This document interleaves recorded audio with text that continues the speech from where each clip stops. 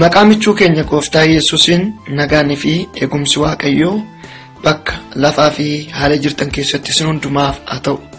Akkam jirtu obboloota koo jaallatamoof kabajamoo gumii gaggeessitoota waldaa qilleensarraa jalatti kan argamtaniif kallattii garaa garaatiin barnoonni kun isin ga'aa dhaggeeffataa irraa barataa kan jirtan hunda keessaniif nagaan Gooftaa keenyaa bakka jirtanitti isiniif haa ta'u. Anis maatii koo wajjin nagaa guddaan qaba. Inni nagaa isaa nuu baay'ise, inni nagaatti nu eegee har'aan nu ga'e Gooftaan keenya Yesuus Kiristoos bara baraan kan ulfaate haa ta'u. Guyyaa har'aa barumsa keenya mala hiikamsa macaafa qulqulluu jedhu jalatti barnoota kutaa 8ffaa qabadhee isiniif argameen jira. Gara goolabuutti dhufnee jirra.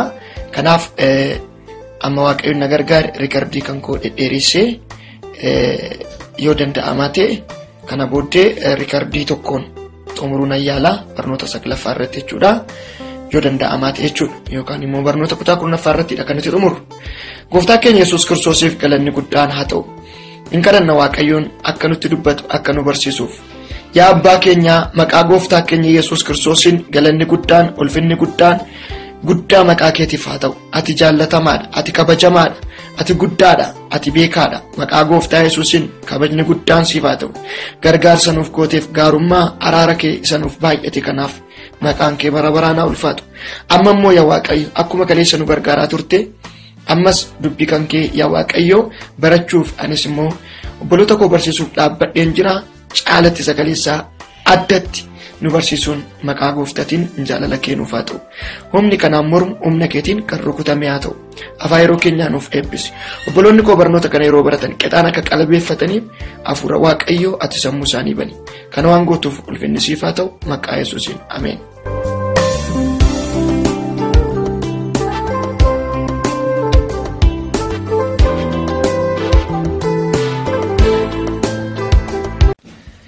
Kutaa dubbisa hundaa fi bu'uura seenichaa sirriitti fayyadamuu kan jedhudha.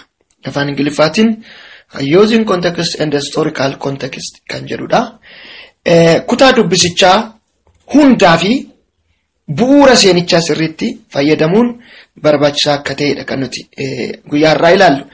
Maal jalattidha? Adeemsa hiikuu sadan keessaa isa lammataa yookaan hiikuu isa jedhu jalatti jechuudha. Yeroo kitaaba qulqulluu hiiknutti kutaa dubbisnu sana yeroo hiiknutti kutaa dubbisichaa fi bu'uura seenichaa sirriitti fayyadamuun baay'ee barbaachisaa akka ta'edha guyyaa irraa kan nuti barannu. Sagalee Waaqayyoo yeroo qo'annu qajeelfama dubbisa hordofnee qo'achuun sagalee Waaqayyoo sirriitti akka hubannu taasisa. Kanaaf tokkoffaan kutaa dubbisichaa bu'uura godhachuudhaan hiikuun baay'ee barbaachisaadha. Nuti gaa kitaaba dubbisnu sana hiikuudhaaf kan nu dandeessisu kutaadhuma dubbisichaa sana bu'uura godhachuudhaan jechuudha. Dubbisni tokko maal jechuu akka barbaade baruuf ergaa waliigalaa kutaa dubbisichaa yookaan kaayyoo fi yaada ijoo dubbisichaa maal akka ta'e baruun nurra jiraata. Sababni isaas hiikni keenya kanaan kan wal faalleessu waan hin ta'iniif jechuudha. Wal faalleessuus immoo waan hin qabaanneef. Hiikni keenya akka wal hin faalleessineef kaayyoo fi yaada ijoo dubbisichaa maal akka ta'e baruudhaan qayyabachuu qabna.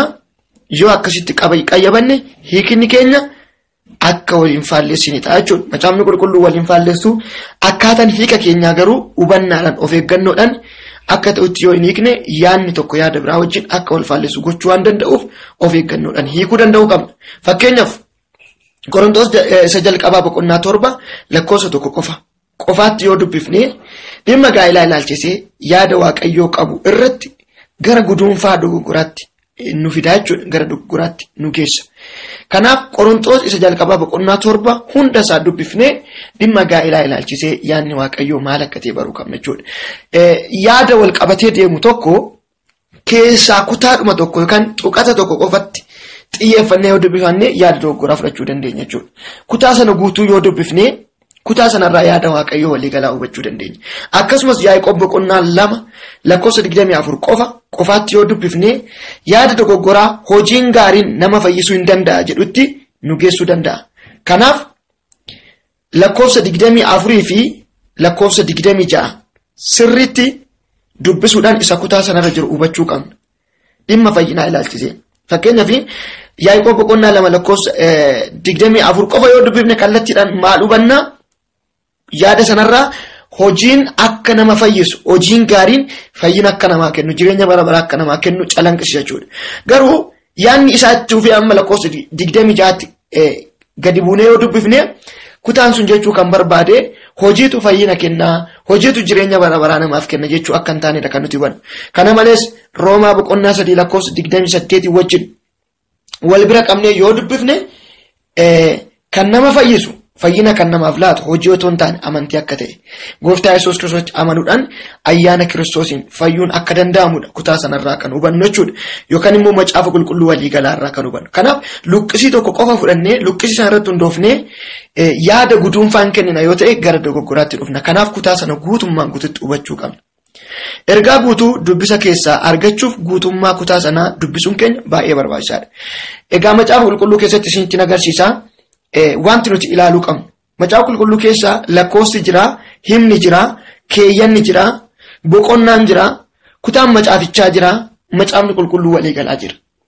Yaada tokko tokko lakkoofsuma irratti hubannee yaada gaa argachuu dandeenya. Yeroo tokko tokko immoo lakkoofsa bira dabarree hima, yeroo tokko tokko immoo hima bira dabarree boqonnaa kutaa macaafichaatiin dubbisuudhaan argachuu dandeenya. Garuu nuti kanneen kana hundumaa wal qabsiisuu qabna. Gaaraa yoon gadi dubbisee macaafni qulqulluu waliigalaa jira. Macaafa qulqulluu waliigalaa jiratti immoo macaafonni xixiqqoo jiru, fakkeenyaaf macaafa seera keessa deebii, macaafa lallabaa kan nuti macaafa wangeela Maatiyos, hojii ergamootaa kan jiru, macaafonni 66 jiru jechuudha macaafa guddaa jalatti. Macaafa kutaa yookaan macaafa jalatti immoo boqonnaan jira. Fakkeenyaaf Maatiyos yoo fudhannee Maatiyos boqonnaa 1, 2, 3 jechuudhaan boqonnaa qaba jechuudha. Boqonnaa jalatti immoo boqonnaadhuma keessa immoo keeyyanni jira. Paragraaf kan nuti jennu keeyyattoonni sun jiru jechuudha. Keeyyanni 1, 2, 3 jiru. Keeyyata jalatti immoo himni jira jechuudha. Himni jira, hima jalatti immoo lakkoofsi jira jechuudha. Kanaaf kanneen kana dabareedhaan hubannee lakkoofsa irratti ergaa gahaa yoo dhabne hima keessaa argachuu dandeenya. Hima keessatti ergaa gahaa yoo dhabne keeyyata keessatti argachuu dandeenya. Keeyyata keessatti yaadni sun guutumaan guutuu yoo hojjenne immoo kutaa macaafichaa keessaa argachuu dandeenya jechuudha. Akka kanatti hubachuu danda'uu qabna macaafa qulqulluu yeroo dubbifnu. Guutummaa macaafa qulqulluu keenyaa dubbisuun achi keessaa ergaa jiru fudhachuu danda'uu qabna. Akka barbaachisummaa isaatiitti kitaabolee yaada kutaa macaafa qulqulluu fi macaafa qulqulluu ibsan macaafuma qulqulluu bu'uureffatanii qophaa'anis dubbisuun keenya baay'ee nu gargaara jechuudha.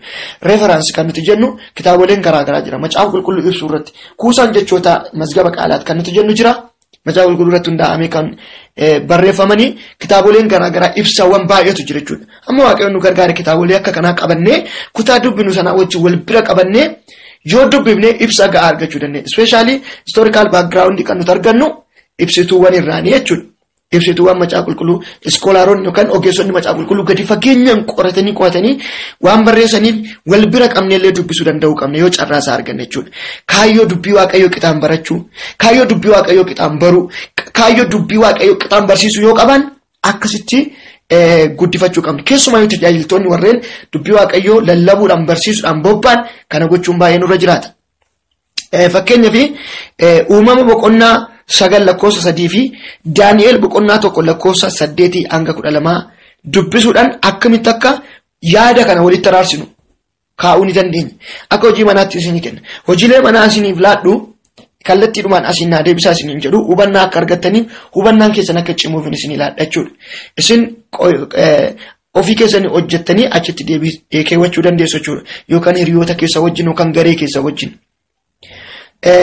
Kanaaf hojii manaa asumaan isinii kennee kan dabarfadhu uumama boqonnaa 9 lakkoofsa 3 fi Daani'eel boqonnaa 1 lakkoofsa 8 hanga 2 hanga 12tti dubbisaati akkamitti akka walitti araarsuu dandeessan kaa'a kutaa kana jechuudha. Yaanni kutaa sana jiru maal akka ta'e yeroo dubbifattan hin argattu jechuudha. Macaafa qulqulluu akka kutaa dubbisichaatti yoo ilaalle sagalee waaqayyoo gonkumaa kan waliin morminee fi walii isaanii wajjin kan walii galan ta'uu isaanii ni barra. Yeroo tokko tokko macaafni qulqulluu kutaan tokko kutaa biraa wajjin akka walitti bu'utti ilaaluu dandeenya jechuudha. Namoonni tokko tokko macaafni keessan ikkoo wal faallessaa walitti bu'aa yaadni macaafa qulqulluu waliin galuu jiru. Warreen akkasii warreen micciiruu barbaadanii fi yookaan immoo seeraan macaafa qulqulluu dubbifne malee kutaan macaafa qulqulluu kamiinsaatu walitti hin bu'u jechuudha. Yaada wal faallessuu hin qabu. Maaltu rakkoo uumaa jira yoo jennee akkaataa hiikuu keenyatti jechuudha. Hubannaadhaan adeemsa hiikuu keessa gallee dabarree hin hiiknu waan ta'eef dogoggora uumna malee nuti dogoggora uuma malee macaafni qulqulluu dogoggora inuun. Kanaaf baakgiraawundii sana seenduree isaa qo'achuudhaan guutumaan guutti dubbisnee hiikuu danda'uu qabna. Inni lammaffaa akkaataa seenichaa fi aadichaa hiikuun baay'ee barbaachisaadha. Macaafa qulqulluu yeroo hiiknu akkaataan seenichaa seenaan baruun qofti gatiin qabu akkaataa seenichaatii fi aadaa baruun qofti gatiin qabu akkaataa aadaa sanaa sirriitti hiikuun baay'ee barbaachisaadha. Waaqayyo mataa isaa karaa sagalee isaatiin yeroo nutti of beeksisee akkaataa seenaa yookaan aadaa ture sana keessattidha. Waaqayyo ofii isaa kan nutti beeksisee akkaataa seenaa fi aadaa keessa jechuudha. Ispeeshaalii aadaa Yihuudootaa keessanidha. Waaqayyo macaafni qulqulluu akka barreeffamu kan godhe karaa macaafa qulqulluu ofii isaa akka nutti mul'isu kan godhe jechuudha. Kutaawwan macaafa qulqulluu hedduu hubachuu fi macaafonni sun haala ittiin barreeffamanii fi sababa barreeffamaniif akkasumas haala seenichi ittiin seenessu hubachuun barbaachisaadha. Yoo kana hin ta'in ergaa gootuu kutaa sana keessa jiru argachuu yookaan hubachuu hin dandeenya jechuudha. Kuni baay'ee murteessaadha. Irra deddeebi'ee kan isinitti mee hojii manaa tokkoon isinii kennaa bareechatti qalbeeffadhaa. Hojii ergamootaa boqonnaa 15 lakkoofsa 1 hanga 35 dubbisaa. Hojii ergamootaa boqonnaa 15 lakkoofsa 1 hanga 35 dubbisaa. Adeemsa seenichaa hubachuu fi yaadota armaan gadii gaafachuudhaan deebiitti laadhaa. Kutaan amma isinii kenna dubbisaati. Adeemsa seenichaa hubachuudhaan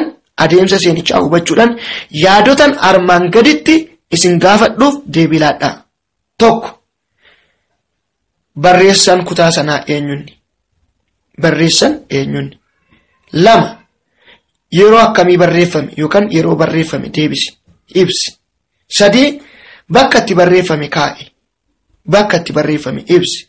4. Sababa barreeffameef barreessi yookaan ibsi. Sababa kutaan sun barreeffameef. Inni biraa warra barreeffameef ibsi. 5ffaan warra barreeffameef ibsi. Ergaan sun eenyu barreeffame. 6ffaan haala siyaasaa ibsi. Haalli siyaasa yeroo sanaa maal fakkaata? 7ffaan haala dinagdee saba sanaa yookaan yeroo sanaa ibsi. 8ffaan haala hawaasummaa saba sanaa ibsi.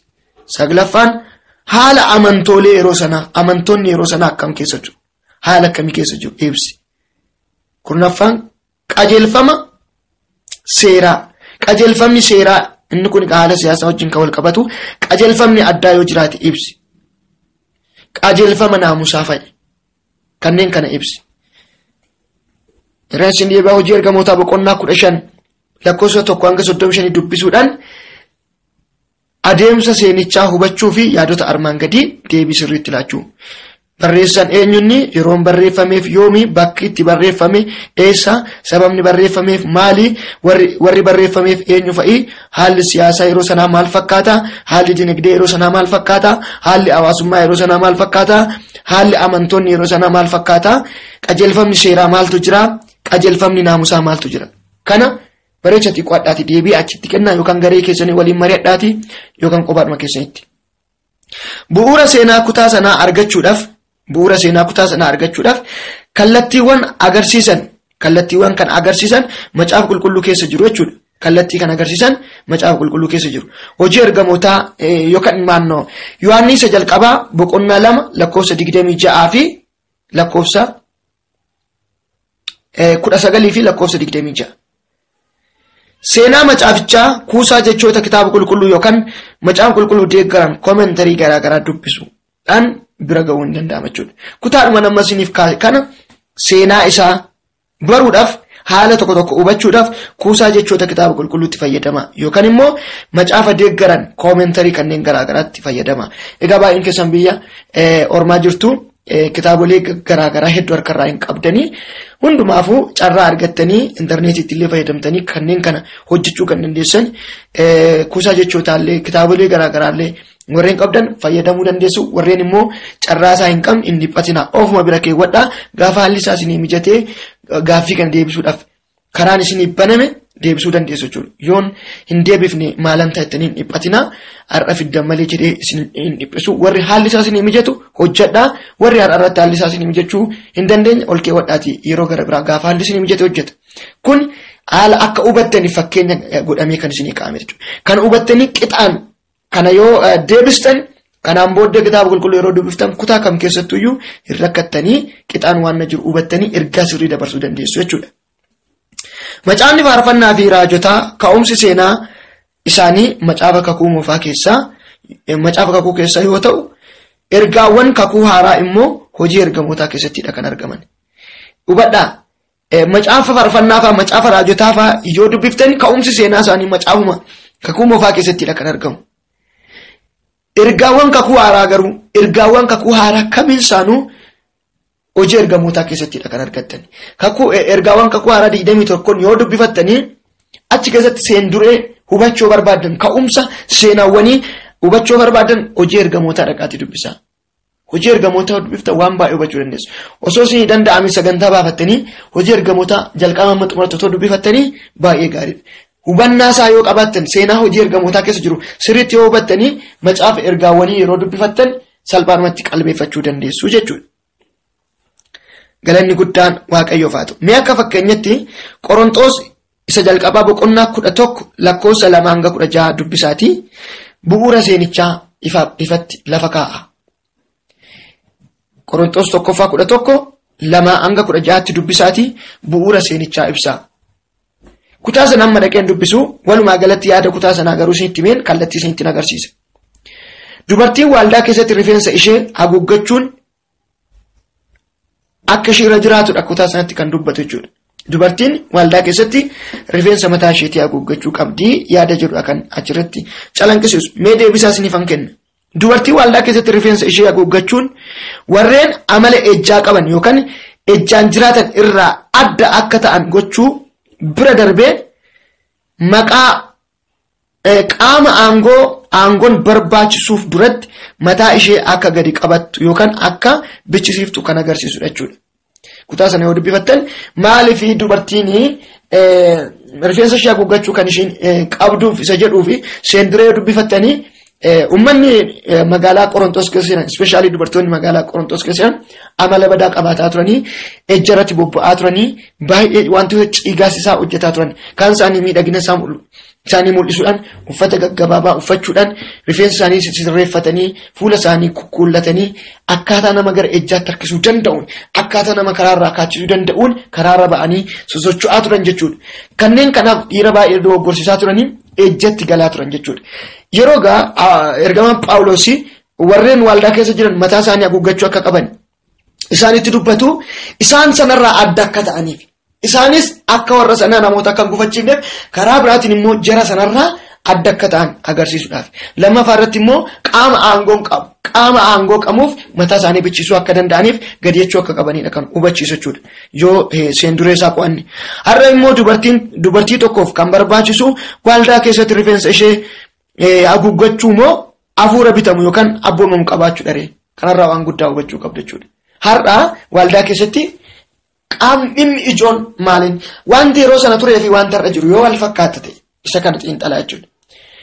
Waldaa keessatti har'a kan barbaachisu egaa mataa haguuggachuudha moo hafuura abboomamaa fi laphee waaqayyoodhaaf gadi jedhe qabaachuudha kan barbaachisu. Isa kana isinifan isa. Aadaa jechuun namoonni baraa fi bakka tokkotti aadaa jechuun maal jechuudha? Aadaa jechuun namoonni baraa fi bakka tokkotti kan amanan, kan dubbatan, kan raawwatan, kan nyaatan, kan hojjetan, kallattii ittiin yaadan hundumaa kan hammatudha jechuudha. Aadaa jechuun namoonni baraa fi bakka tokkotti kan amanan, kan dubbatan, kan raawwatan, kan nyaatanii fi kan hojjetan, kallattii ittiin yaadan hundumaa kan hubachiisu jechuudha. Aadaa kutaa nuti dubbifnu keessa jiru kan bara sanaan daangeffame yookaan har'as kan itti fufee jiru kan itti fayyadamnu ta'uusaa kan ittiin adda baafnu tokko jira jechuudha. Yeroo aadaa ilaallu aadaan tokko bara sanaa ture kan bara sanatti hafee fi kan immoo har'allee darbeen wajjin jiraatu ta'uu isaa adda baafachuu danda'u qabna. Kana adda baafnee itti fayyadamuudhaaf wanti nuti ittiin madaalu tokko jira. Tokkoffaan aadaawwan kutaa dubbisa sana keessatti argamanii kaayyoon gochaa isaanii maal akka ta'e baruu danda'uu qabna jechuudha. Aadaawwan bareechaa hubadhaa kana. Aadaawwan kutaa dubbisaa sana keessatti argaman kaayyoowwan gochaa isaanii maal akka ta'e baruu qabna. Kaayyoon aadichaa maalinni? Kaayyoon aadichaa har'a kaayyoo nuti qabnuuf qabachuu qabnu wajjin kan wal fakkaatu ta'uus adda baafachuudhaaf kaayyoo isaa baruu qabna jechuudha. Lammaffaan haalli aadaa kanaa har'as bifa wal fakkaataadhaan barbaachisaa ta'uu isaa bu'aa buusaa jiraachuu isaa ilaaluu danda'u qabna. Kaleessa tureera aadaan kun kaayyoo ta'e tokko qabateeti kan inni mul'ataa ture aadaan sun. Har'as egaa aadaan sun kaayyoo wal fakkaataa qabaatee jiraannu jidduu aadaan sun darbee dhufee jiraannu jidduutti. Moo achumatti hafi aadaan sun saba yeroo sana jiran wajjin darbe moo har'as darbeen wajjin dhufee jira. Eshi har'a darbeen wajjin dhufee jira kan ta'e yoo ta'e immoo aadaan sun kaayyoo kaleessa qabaataa ture sana qabatee dhufe moo kaayyoo isaa jijjiirratee dhufe kana baruu danda'uu qabna jechuudha. Wanti guddaan gochaarra kaayyoodha waan ta'eef. Sadaffaan aadaan sun har'a irratti barbaachisaa yoo hin ta'in kallattiin hojii irraa oolchinu qajeelfamni yeroodhaan hin daangeffamne maal akka ta'e adda baafachuu danda'uu qabna jechuudha. Aadaan sun har'a irratti barbaachisaa yoo hin taane kallattiin hojii irraa oolchinu qajeelfamni yeroodhaan hin daangeffamne maal akka ta'e adda baasu. Fakkeenyaaf aadaan sun har'a hin jiru hojii irra hin jiru garuu ergaan achi keessa jiru ergaan aadaa sana keessa jiru har'allee bifa kamiin gara jireenya keenyatti dhufee hojiirra ooluu akka qabu sana adda baafachuu danda'uu qabna jechuudha. Yeroo dubbisaa akka kana hiiknutti of eeggannoo nuti gochuu qabnu maal fa'i? Dubbisa akka kanaa aadaa keessatti ilaallee yeroo dubbisa hiiknutti of eeggannoo nuti gochuu qabnu maal fa'i? Tokkoffaan wangeela gara seeratti akka hin jijjiirreef of eeggachuu danda'uu qabna. Wangeela gara seeratti akka hin jijjiirreef of eeggachuu qabna. Kakuun haaraan wantoota dhimma naamusaa qofa godhee ilaaluu fi hin ilaalle adda baasuu danda'uu qabna. Yeroo tokko kakuu haaraa keessatti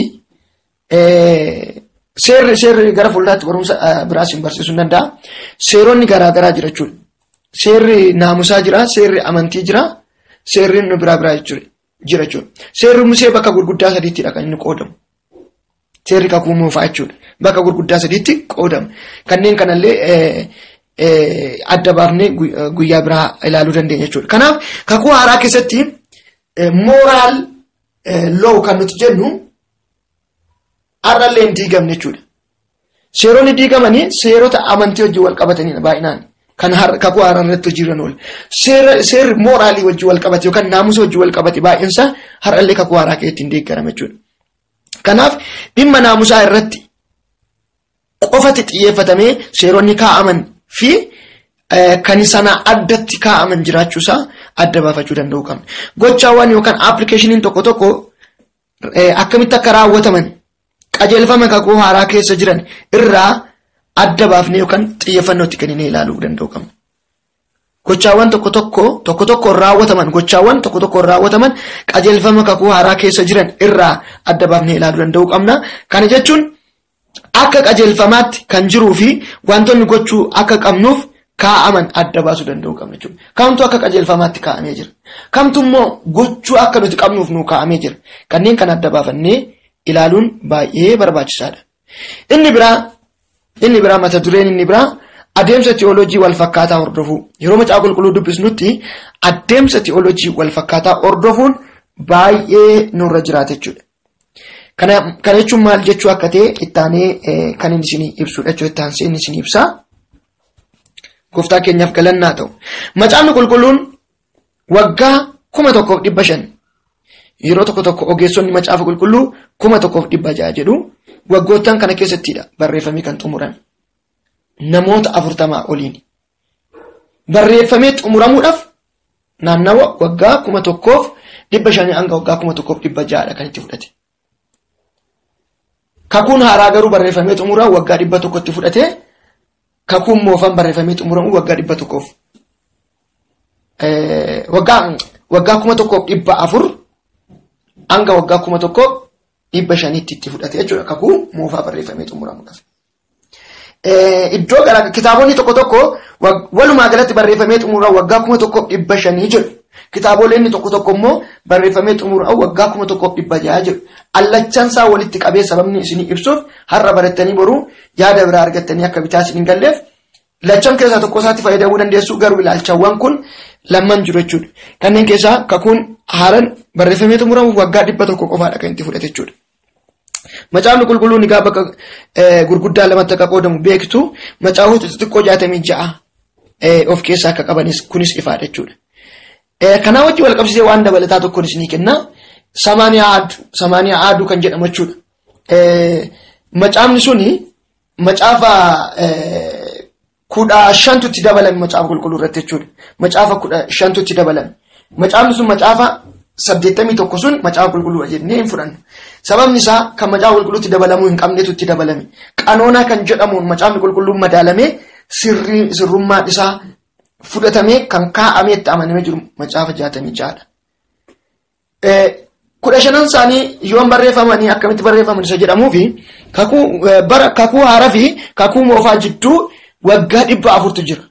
Silence age kan jedhamee beekamu jechuudha.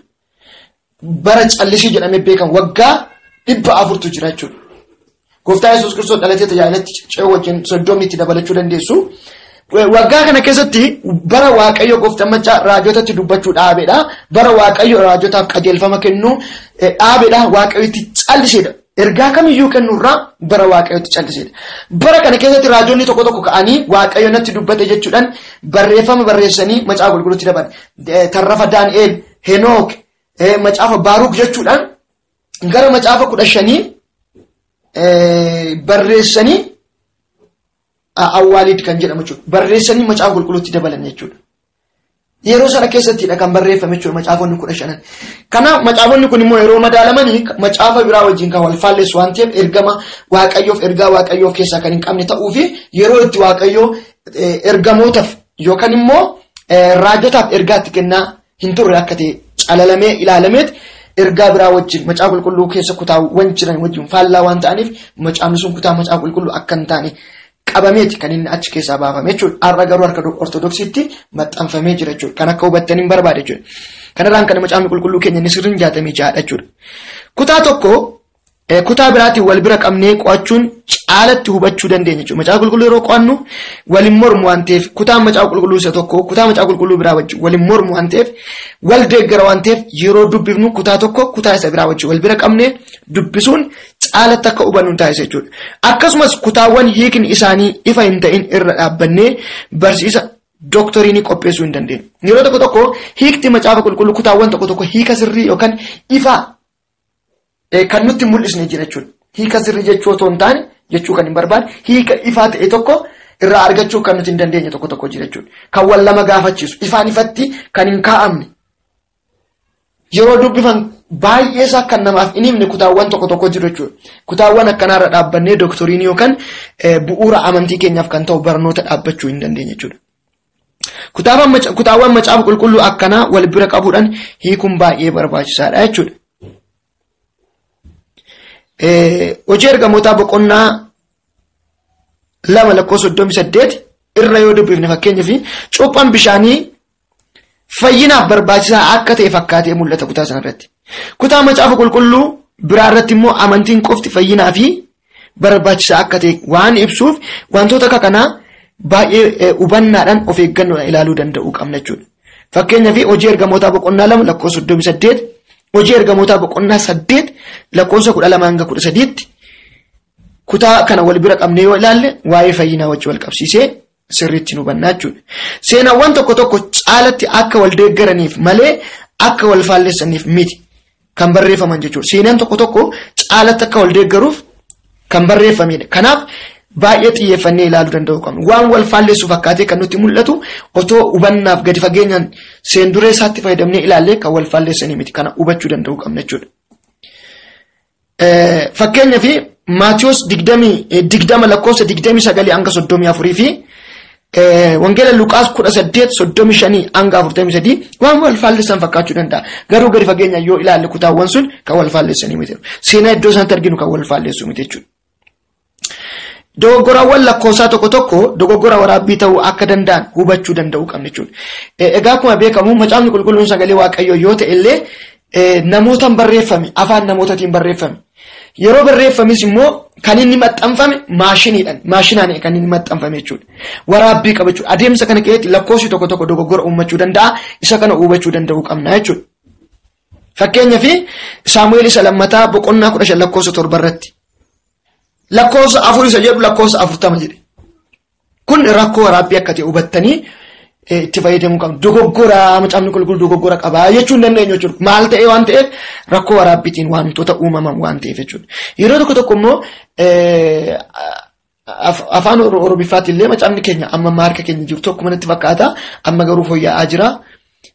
Afaan Amaariffaatiin yookaan afaan Ingiliffaatiin afaan Ingiliffaatiin hiika danuutu jira jechuudha. New International Version James King kan jedhaman NIV jechuun New International Version kan jedhaman gara hiika 7-8tu jira jechuudha.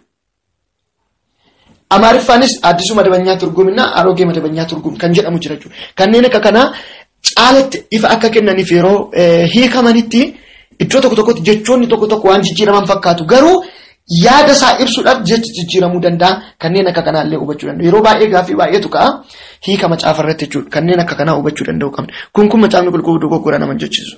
Karaalee kutaa dubbisa tokko ittiin hiiknee barumsa kitaaba qulqulluu waliigalaa wajjin yookaan teoloojikaalii wal fakkaatoo ta'uu isaanii ilaaluu danda'u qabna jechuudha.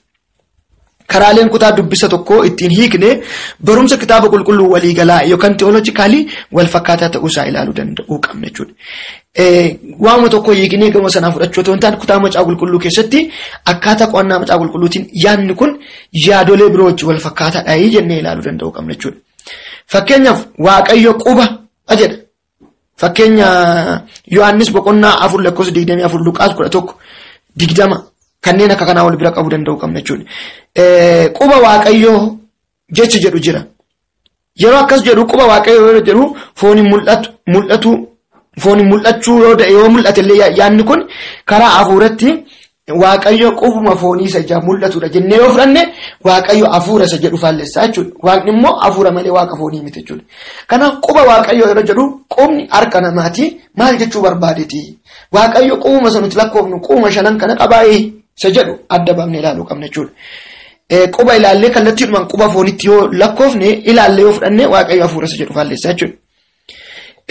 Isa kana hubachuu danda'u qabna jechuudha. Quba Waaqayyoo jechuun bifa fakkeenyatiin ibsamuu isaa beekuu danda'u qabna. Wantoonni baay'een bifa fakkeenyatiin ibsame waan ta'eef kanneen kanallee baay'ee hubachuu baay'ee xiyyeeffannootti ilaannee ilaaluu danda'u qabna jechuudha. Maal akka hin taaneef dogoggora akka hin uumneef hiika dogoggoraa akka hin laanneef adeemsa qo'annaa macaafa qulqulluu keenya keessatti hiika dogoggoraa akka hin laanneef wantoota kana baay'ee xiyyeeffannoodhaan ilaaluu danda'u qabna.